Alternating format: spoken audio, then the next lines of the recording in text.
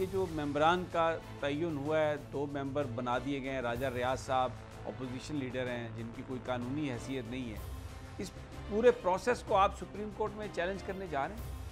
House मिलके करते हैं, मेंबरान लगाने, ये सारी चीज़ें, नैब के चेयरमैन लगाने, ये इससे यही ज़ाहिर होता है कि ये बिल्कुल मुल्क में ये हुकूमत नहीं हुई, ये जिसे कि हम कहते हैं इसको एक राजवाड़ा बना दिया गया है। एक तो प्रॉब्लम आपने जिक्र किया इलेक्शन कमीशन का, वहाँ पर जिस तरीके से इस वक्त जो उनकी हायरार्की है वो तो बिल्कुल ऐसा लगता है कि तहरीक इंसाफ को उन्होंने टारगेट किया हुआ है बज़ाहिर, और कहीं पर भी तहरीक इंसाफ को ना कोई रिलीफ मिल रहा है, बल्कि अगर कुछ लोगों की नज़र में तो जो जस्टिस होना चाहिए वो भी बिल्कुल किसी कीमत पे होता हुआ नज़र नहीं आ रहा। और वो इलेक्शंस वाले टाइम पे आपके लिए बड़ी ये चीज़ जो बहुत प्रॉब्लमेटिक होगी। इसको भी आप, ये जो मेंबरान का तयन हुआ है, 2 मेंबर बना दिए गए हैं। राजा रियाज साहब अपोजिशन लीडर हैं जिनकी कोई कानूनी हैसियत नहीं है। इस पूरे प्रोसेस को आप सुप्रीम कोर्ट में चैलेंज करने जा रहे हैं? जी बिल्कुल करेंगे जी। देखें, आप देखें, अपोजिशन नाम की भी नहीं है। राजा रियाज, ये लोग जो के लोटे थे, उनको बना दिया गया है अपोजिशन लीडर, यानी कि एक फिक्स मैच कर दिया गया है कि वो मिलके मेंबरान भी लगाएं, वो टेक्निकली इंटरिम गवर्नमेंट भी वो लीडर ऑफ द अपोजिशन और लीडर ऑफ द हाउस मिलके करते हैं, मेंबरान लगाने, ये सारी चीज़ें, नैब के चेयरमैन लगाने, ये इससे यही ज़ाहिर होता है कि ये बिल्कुल मुल्क में ये हुकूमत नहीं हुई, ये जिसे कि हम कहते हैं इसको एक राजवाड़ा बना दिया गया है।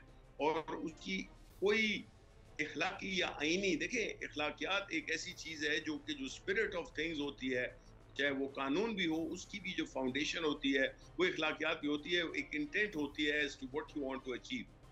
तो जब इस किस्म के लोग, जिसमें कि पब्लिक अकाउंट कमेटी में जो आ गए हैं, इसी तरह जो लीडर ऑफ द अपोजिशन है, तो जाहिर है कि ये तो एक बिल्कुल एक फ्रॉड है, एक सर्कस बन गया है।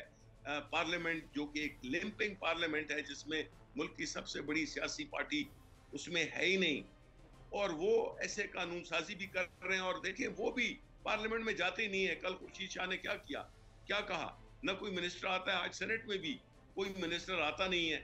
हमने एहतजाज किया, फिर 1-2 भागते हुए आ गए।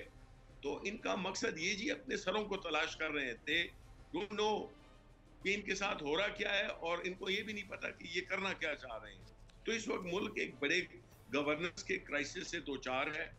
एक ऐसी हुकूमत है जो उसकी के ना कोई इखलाकी वो है, ताकत है, ना उसकी कोई आईनी वो है।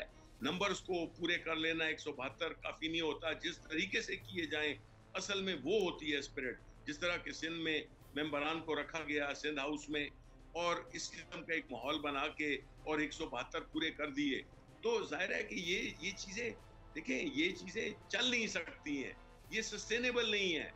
बिकॉज जब आप एक तरफ मुल्क को चलाने, और ऐसा मुल्क जिसमें के काफ़ी कॉम्प्लेक्सिटीज़ हैं, उसमें कोई इस तरह की लंगड़ी लूली कठपुतली किस्म की हुकूमत वो चल ही नहीं सकती है।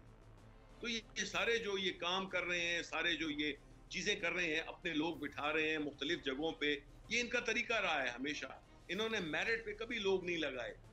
हमें तो इस चीज़ का अफसोस नहीं है, लेकिन हमें ये बात, हमें बार बार हम सोचते थे कि अपने लोग हम लगाएं, लेकिन हमने किसी को अपने लोगों को नहीं लगाया। शायद पाकिस्तानी पॉलिटिक्स में कोई गलती हो, लेकिन हम ये गलती दोबारा करेंगे, बिकॉज हम इस मुल्क को मेरिट बेस करना चाहते हैं, न कि लॉयल्टी बेस।